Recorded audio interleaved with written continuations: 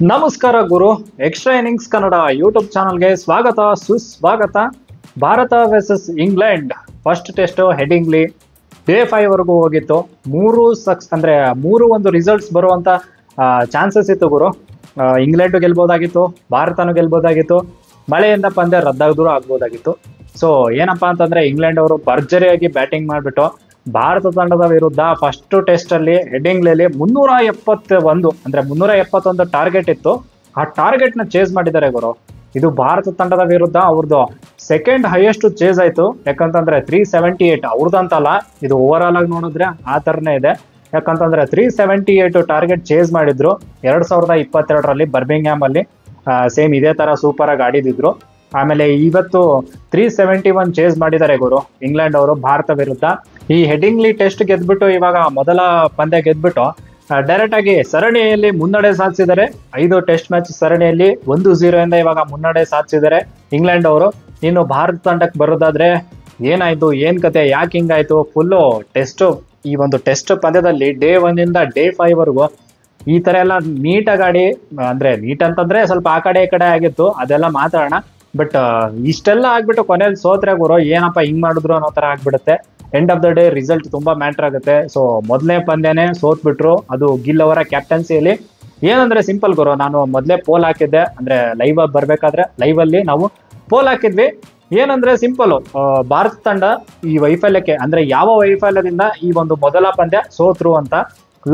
Lower order batsman ಕಡೆಯಿಂದ ವೈಫಲ್ಯ ಆಯ್ತಾ, ಅಥವಾ ಬೌಲಿಂಗ್ ವೈಫಲ್ಯ ಆಯ್ತಾ, ಅಥವಾ ಕ್ಯಾಚ್ ವರ್ಸ್ಟ್ ಫೀಲ್ಡಿಂಗ್ ಇದರಿಂದ ವೈಫಲ್ಯ ಅನುಭವಿಸಿದ್ರ, ಏನ್ ಕತೆ ಅಂತ ಆಲ್ ಆಫ್ ದ ಅಬೋನು ಹಾಕಿದ್ವಿ. ಬಟ್ ಅದರಲ್ಲಿ ಆಲ್ಮೋಸ್ಟ್ 50% ವರ್ಸ್ಟ್ ಫೀಲ್ಡಿಂಗ್ ಅಂತ ಹೇಳಿದ್ರು ಗುರು. ಸೊ ಆ ತರ ನೋಡೋದಾದ್ರೆ first of all Guru worst fielding ಇಂದಾನೆ ಸೋತ್ರು ಅಂತಾನೆ ಹೇಳ್ಬೋದು. ಅಂದ್ರೆ ಆಲ್ ಆಫ್ ದ ಅಬೋನೆ, ಬಟ್ ಅದರಲ್ಲಿ ಮೇನ್ ಅನ್ನು ಕಾಣಿಸೋದು ವರ್ಸ್ಟ್ ಫೀಲ್ಡಿಂಗ್ ಅಂತ. ಯಾಕಂತಂದ್ರೆ ಇವಾಗ ಫಾರ್ ಎಕ್ಸಾಂಪಲ್ ಬೆನ್ ಡಕೆಟ್ ತಗೊಳ್ಳಿ, ಜೈಸ್ವಾಲ್ ಅವ್ರು ಆಯ್ತು, ಆಮೇಲೆ ನಮ್ಮ ಜಡ್ಡು ಅವರು 2 ಕ್ಯಾಚ್ ಬಿಟ್ರು. ಬೆನ್ ಡಕೆಟ್ದೆ ಫಸ್ಟ್ ಇನ್ನಿಂಗ್ಸ್ ಅಲ್ಲಿ ನಮ್ಮ ಜಡ್ಡು ಅವರು 1 ಕ್ಯಾಚ್ ಬಿಟ್ರು, ರೇರ್ ನೋಡಕ್ ಸಿಗೋದು. ಈ ಕಡೆ ನಮ್ಮ ಜೈಸ್ವಾಲ್ ಅವ್ರು ಕ್ಯಾಚ್ ಬಿಡ್ತಾರೆ. ಸೊ ಅಲ್ಲಿಂದ ಏನಂದ್ರೆ 11 ರನ್ ಇರ್ಬೇಕಾದ್ರೆ 62 ಹೊಡಿತಾನೆ ಅಣ್ಣ ಫಸ್ಟ್ ಇನ್ನಿಂಗ್ಸ್ ಅಲ್ಲಿ. ಇಲ್ಲಿ 97 ರನ್ ಇರ್ಬೇಕಾದ್ರೆ ಕ್ಯಾಚ್ ಬಿಡ್ತಾರೆ 149. 100 ರನ್ಸ್ ಗುರು. ಆ ಒಂದು ಡಿಫ್ರೆನ್ಸ್ ನೋಡಿದ್ರಲ್ಲ, 100 ರನ್ಸ್. ಇವಾಗ ಹೇಳ್ತೀರಾ ಅಂದ್ರೆ ಲೋವರ್ ಆರ್ಡರ್ ಆ ಕಡೆ ಈ ಕಡೆ ಆಡಿದ್ರು ಗುರು. 41ಕ್ಕೆ 7 ವಿಕೆಟ್ ಹೋಯ್ತು, 31ಕ್ಕೆ 6 ಹೋಯ್ತು, ಫೈನ್ ಒಪ್ಕೊಳ್ಳೋಣ. ಬಟ್ ಇಲ್ಲಿ ನೋಡಿ 100 ರನ್ ಗುರು. ಡಿಫ್ರೆನ್ಸ್ ನೋಡಿದ್ರೆ 100 ರನ್. ಅಂದ್ರೆ ಇನ್ನೊಂದೇನ್ ಗೊತ್ತಾ, ಈ ಕ್ಯಾಚ್ ಹಿಡಿದ್ರೆ ಒಂಥರ ಪುಷ್ ಮಾಡ್ದಂಗ ಆಗುತ್ತೆ ಬೌಲರ್ಸ್ಗೂ. ಸೊ ಆ ತರ ಇರುತ್ತೆ. ಬಟ್ ಸ್ಟಿಲ್ ವರ್ಸ್ಟ್ ಫೀಲ್ಡಿಂಗ್ ಇಂದಾನೆ ಆಲ್ಮೋಸ್ಟ್ ಇದು ಒಂಥರ ಆಲ್ ಆಫ್ ದ ಅಬೋವ್. ಅದರಲ್ಲಿ ವರ್ಸ್ಟ್ ಫೀಲ್ಡಿಂಗ್ ನಂಗೆ ಮೇಲೆ ಕಾಣಿಸೋದು. ಅದಾದ್ಮೇಲೆ ಲೋವರ್ ಆರ್ಡರ್ ಅಂತೂ ವೈಫಲ್ಯ ಅಂತೂ ಇದ್ದಿದ್ದೆ ಗುರು. ಅದು ಸ್ಪೆಷಲಿ ಏನಂತಂದ್ರೆ ಈ ಒಂದು 5-6 ವರ್ಷ ಆಯ್ತು ಸ್ವಲ್ಪ ಲೋವರ್ ಆರ್ಡರ್ ಅಂದ್ರೆ ಅವೇ ಮ್ಯಾಚ್ ಅಲ್ಲಿ ಆ ಕಡೆ ಈ ಕಡೆನೆ ಆಗ್ತಾ ಇದೆ. ಸ್ಪೆಷಲಿ 3 ಇಯರ್ಸ್ ಅನ್ಕೊಳ್ಳಿ, 5 ವರ್ಷ ಅಲ್ಲ, ಒಂದು 3 ಇಯರ್ಸ್ ಅನ್ಕೊಳ್ಳಿ, ಆ ಕಡೆ ಈ ಕಡೆನೆ ಆಗ್ತಾ ಇದೆ. ಇನ್ನೊಂದೇನಂದ್ರೆ ಗುರು, ಬೇಡವಾದ ರೆಕಾರ್ಡ್ ಏನಪ್ಪಾ ಅಂತಂದ್ರೆ 148 ವರ್ಷಗಳ ನಂತರ, ಅಂದ್ರೆ first time in history 5 centuries ಬಂದಿದಾವೆ ನಮ್ಮ ಭಾರತ ತಂಡದ ಕಡೆಯಿಂದ. 5 ಸೆಂಚುರೀಸ್ ಬಂದಿದಾವೆ. ಆ 5 ಸೆಂಚುರೀಸ್ ಬಂದ್ರು ಕೂಡ ನಾವು ಟೆಸ್ಟ್ ಮ್ಯಾಚ್ ಸೋತಿದೀವಿ. ಸೊ ಇದು ಫಸ್ಟ್ ಟೈಮ್ ಗುರು, 148 ವರ್ಷಗಳಲ್ಲ ಇದು ಫಸ್ಟ್ ಟೈಮ್ ಅಂತಂದ್ರೆ ಇದು ಒಂಥರ ಬೇಡವಾದ ರೆಕಾರ್ಡ್ ಆಗಿತ್ತು. ಏನೋ ಗೊತ್ತಿಲ್ಲ. ಸೊ ಫಸ್ಟ್ ಮ್ಯಾಚ್ ನಾವು ಈ ತರ ಸೋತ್ವಿ. ಏನಂದ್ರೆ ಇವಾಗ ಹೊಸ ಟೀಮು, ಓಕೆ ಪರವಾಗಿಲ್ಲ, ಹೊಸ ಟೀಮ್ ಇದೆ, ಎಲ್ಲ ಇನ್ನೂ ಕಲಿತಾರೆ, ಎಲ್ಲ ಓಕೆ, ಲರ್ನಿಂಗ್ ಕರ್ವ್ ಇದೆ. ಈ ಕಡೆ ಗಿಲ್ ಕ್ಯಾಪ್ಟನ್ಸಿ ಇನ್ನೂ ಅಂದ್ರೆ ಕಲಿತಾ ಇರ್ತಾರೆ, ಎಲ್ಲ ಕಲಿತಾರೆ ಮುಂದೆ ಅಂತ, ಅದು ಪ್ರಾಬ್ಲಮ್ ಇಲ್ಲ. ಬಟ್ ಏನಂದ್ರೆ ಗೆಲ್ಲೋ ಮ್ಯಾಚ್ ತರ ಇತ್ತು ಗುರು. 430 ವರೆಗೂ ಹೋಗಿ 430 ಫಾರ್ 4, ಆಮೇಲೆ 330 ಫಾರ್ 4, ಅಂದ್ರೆ 430 ಫಾರ್ 3, 330 ಫಾರ್ 4, 333 ಫಾರ್ 4, ಏನೋ ಆ ತರ ಇತ್ತು. ಸೊ ಈ ತರ ಇರ್ಬೇಕಾದ್ರೆ ಸಡನ್ ಆಗಿ ನೀವು 41ಕ್ಕೆ 7, 31ಕ್ಕೆ 6 ಈ ತರ. ಆಮೇಲೆ ಇನ್ನೊಂದೇನಂದ್ರೆ ಬುಮ್ರಾದೊಂದು ರೇರ್ ಡೇ, ಅಂದ್ರೆ ರೇರ್ ಆಫ್ ಡೇ ಬಂದ್ರೆ ಸಾಕು ಅನ್ನೋ ತರ ಆಗಿದೆ. ಯಾಕಂತಂದ್ರೆ ಇವತ್ತು ಡೇ 4 ಅಲ್ಲಿ ಅಂದ್ರೆ ಡೇ 5 ಅಲ್ಲಿ ಬುಮ್ರಾ ಅವರು 1 ವಿಕೆಟ್ ತಗೊಳ್ಳಿಲ್ಲ.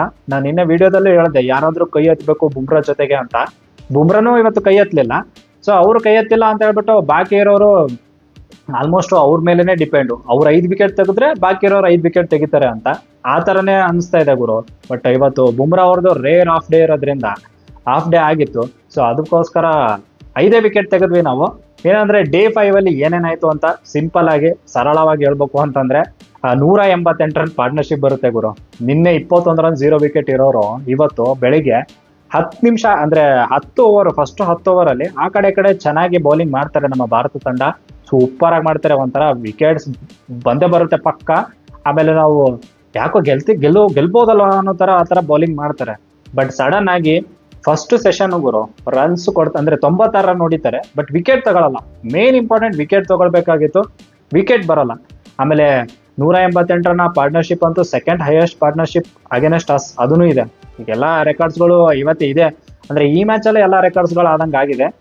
188 ರನ್ನು, 1ನೇ ವಿಕೆಟ್ ಪತನ, ಅದು ಜಾಕ್ ಕ್ರೋಲಿ. ಅಣ್ಣ ಹೋಗ್ತಾ ಹೋಗ್ತಾ ಒಂದು 50s ಹೊಡೆದು ಹೋಗ್ತಾರೆ. ಈ ಕಡೆ ಬೆನ್ ಡಕೆಟ್ ಇವರು 97 ರನ್ ಇರ್ಬೇಕಾದ್ರೆ ಬೆನ್ ಡಕೆಟ್ ಒಂದು ಡ್ರಾಪ್ ಆಗುತ್ತೆ. ಅದು ನಮ್ಮ ಜೈಸ್ವಾಲ್ ಅಣ್ಣ ಅದು ಬಿಡ್ತಾರೆ, ಕ್ಯಾಚ್ ಬಿಡ್ತಾರೆ. ಅಲ್ಲಿಂದ ಬೆನ್ ಡಕೆಟ್ ಸೆಂಚುರಿ ಮಾಡಿದ್ದು ಆಯ್ತು, 149 ಹೊಡೆದಿದ್ದು ಆಯ್ತು. ಸೊ ಈ ಕಡೆ ಬೆನ್ ಡಕೆಟ್ ಅಂತೂ ಸೈಕ್ ಬ್ಯಾಟಿಂಗ್ ಅವರು, ಯಾಕಂತಂದ್ರೆ ಜಡೇಜಾ ಅವ್ರಿಗೆ ರಿವರ್ಸ್ ಸ್ವೀಪ್ ಮೇಲೆ ಹೊಡಿ, ರಿವರ್ಸ್ ಸ್ವೀಪು. ನಮ್ಮ ಗಿಲ್ ಅಣ್ಣನು ಸ್ವಲ್ಪ ಆ ಕಡೆ ಈ ಕಡೆ ಫೀಲ್ಡಿಂಗ್ ಸೆಟಪ್ ಸಖತ್ತಾಗೂ ಮಾಡ್ಲಿಲ್ಲ. ಕೆಲವೊಂದ್ ಕಡೆ ಅಂದ್ರೆ ಈಸಿಯಾಗಿ ರನ್ಸ್ ಕೊಟ್ಬಿಟ್ರು, ಸಿಂಗಲ್ ಆಯ್ತು, 4 ಆಯ್ತು, ಎಲ್ಲ ರಿವರ್ಸ್ ಸ್ವೀಪ್ ಹೊಡಿತಾ ಇದ್ರು, ಸ್ವಲ್ಪ ಆ ಕಡೆ ಈ ಕಡೆ ಆಗ್ಬಿಡ್ತು ಆ ಟೈಮಲ್ಲಿ. ಬಟ್ ಸ್ಟಿಲ್ ಬೆನ್ ಡಕೆಟ್ ಸಕ್ಕತ್ತಾಗಿ ಬ್ಯಾಟಿಂಗ್ ಮಾಡಿದ್ರು ಗುರು, 149 ಹೊಡೆದ್ರು. ಅದು ಸ್ಪೆಷಲಿ ಬುಮ್ರಾಗೆಲ್ಲ ಕ್ರೇಜಿ ಟ್ಯಾಕಲ್ ಮಾಡ್ದ ವಯ್ಯ. ಸೊ 149 ಅಲ್ಲಿ ಬಂತು. ಆಮೇಲೆ ಈ ಕಡೆ ಓಲಿ ಪಾಪ್ ಗ್ಯಾಪ್ ಅಲ್ಲಿ ಅಣ್ಣ ಬೇಗ ಔಟ್ ಆಗ್ಬಿಡ್ತಾರೆ. ಅದು ಪ್ರಸಿದ್ಧ ಕೃಷ್ಣ ಆ ಟೈಮಲ್ಲಿ ಸೂಪರ್ ಆಗಿ ಬೌಲಿಂಗ್ ಮಾಡ್ತಿರ್ತಾರೆ. ಜಾಕ್ ಕ್ರೋಲಿ ಮತ್ತೆ ಓಲಿ ಪಾಪ್ ಇಬ್ಬರನ್ನ ಔಟ್ ಮಾಡ್ಬಿಡ್ತಾರೆ ನಮ್ಮ ಪ್ರಸಿದ್ಧ ಅಣ್ಣ. ನೆಕ್ಸ್ಟ್ ಈ ಕಡೆ ರೂಟ್ ಮತ್ತೆ ಬೆನ್ ಡಕೆಟ್ ಇಬ್ರು ಆಡ್ತಾ ಇರ್ತಾರೆ. ಬೆನ್ ಡಕೆಟ್ ಅಣ್ಣ ಸಖತ್ತಾಗಿ ಆಡ್ತಾ ಇರ್ತಾರೆ, ಬಟ್ ಸಡನ್ ಆಗಿ 149 ಆದಾಗ ಬುಸುಕ್ ಅಂತ ಔಟ್ ಆಗ್ಬಿಡ್ತಾರೆ. ಬಟ್ ಏನ್ ಗೊತ್ತಾ, ಬೆನ್ ಡಕೆಟ್ ಔಟ್ ಆದ್ರೂ ಓಕೆ, ಬಟ್ ಸಡನ್ ಆಗಿ ಗುರು ಆ ಗ್ಯಾಪ್ ಅಲ್ಲಿ ಹ್ಯಾರಿ ಬ್ರೋಕ್ ಬರ್ತಾನೆ, ವಯ್ಯನು second ball out.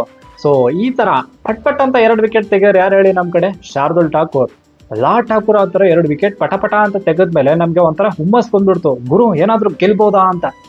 But sudden ಆಗಿ ಏನಂತಂದ್ರೆ ಬೆನ್ ಸ್ಟೋಕ್ಸ್ ಮತ್ತೆ ಈ ಕಡೆ ಜೋ ರೂಟ್ ಇಬ್ರು ಗುರು ಸಕ್ಕದ ಪಾರ್ಟ್ನರ್ಶಿಪ್ ಬಿಲ್ಡ್ ಆಗುತ್ತೆ. ಆ ಟೈಮಲ್ಲಿ ಏನಾದ್ರು ಗ್ಯಾಪ್ ಅಲ್ಲಿ ಪಟ ಅಂತ 2 ವಿಕೆಟ್ ಹೋಗಿದ್ದಿದ್ರೆ ಗೆದ್ದಿರ್ಬೋದಾಗಿತ್ತು ನಾವು. ಬಟ್ ಅಲ್ಲಿ ವಿಕೆಟೇ ಹೋಗಲ್ಲ ಗುರು.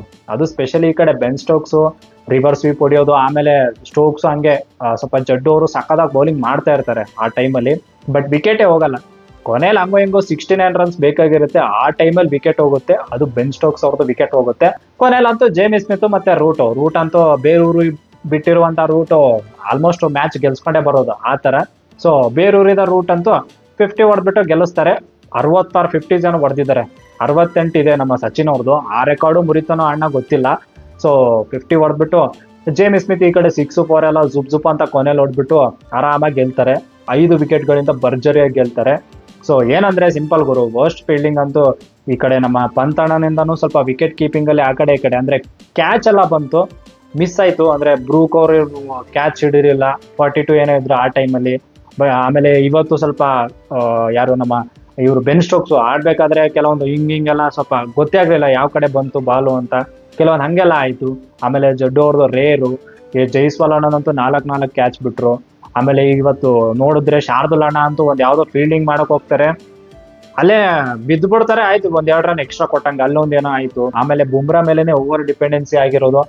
ಈ ತರ ಎಲ್ಲ ಆದ್ರೆ ತುಂಬಾ ಕಷ್ಟ ಆಗುತ್ತೆ.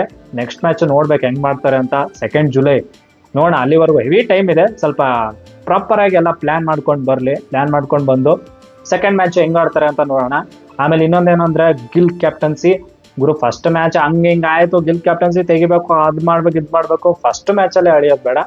ಈ ಸಿರೀಸ್ ಫುಲ್ ನೋಡೋಣ ಅಂತ, ಫುಲ್ ಸಿರೀಸ್ ನೋಡೋಣ. ಆಮೇಲೆ ಏನ್ ಮಾಡ್ತಾರೆ ಏನಿಲ್ಲ, ಅವ್ರದ್ದು ಲರ್ನಿಂಗ್ ಕರ್ವ್ ಇದೆ. ಸೊ ಇನ್ನು ನೋಡೋಣ, ಮುಂದೆ ಕಲಿತಾರೆ, ಸಖತ್ತಾಗಿ ಕಲ್ತು ಎಲ್ಲ ನೀಟಾಗಿ ಮಾಡ್ತಾರೆ ಅಂತ.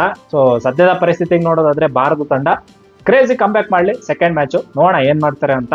ಸೊ ಒಟ್ಟಲ್ಲಿ ಇಂಗ್ಲೆಂಡ್ ಅವರು ಸರಣಿ ಮುನ್ನಡೆ ಸಾಧಿಸಿದ್ದಾರೆ. ಇವಾಗ ನೋಡೋಣ ನೆಕ್ಸ್ಟ್ ಮ್ಯಾಚ್ ಏನಾಗುತ್ತೆ ಅಂತ. ಭಾರತ ತಂಡ ಸೋಲಕ್ಕೆ ಕಾರಣ ಏನು ಅಂತ ನಿಮ್ಗೆ ಏನ್ ಅನ್ಸುತ್ತೆ ಅಂತ ಪ್ಲೀಸ್ ಕಮೆಂಟ್ ಬಾಕ್ಸ್ ಅಲ್ಲಿ ತಿಳಿಸಿ. ಅಂಡ್ ಈ ವಿಡಿಯೋ ನಿಮ್ಗೆ ಇಷ್ಟ ಆದ್ರೆ ಪ್ಲೀಸ್ ಲೈಕ್, ಶೇರು, ಸಬ್ಸ್ಕ್ರೈಬ್ ಮಾಡೋದು ಮಾತ್ರ ಮರಿಬೇಡಿ ಅಂತ ಹೇಳ್ತಾ, that's it for the day. Bye.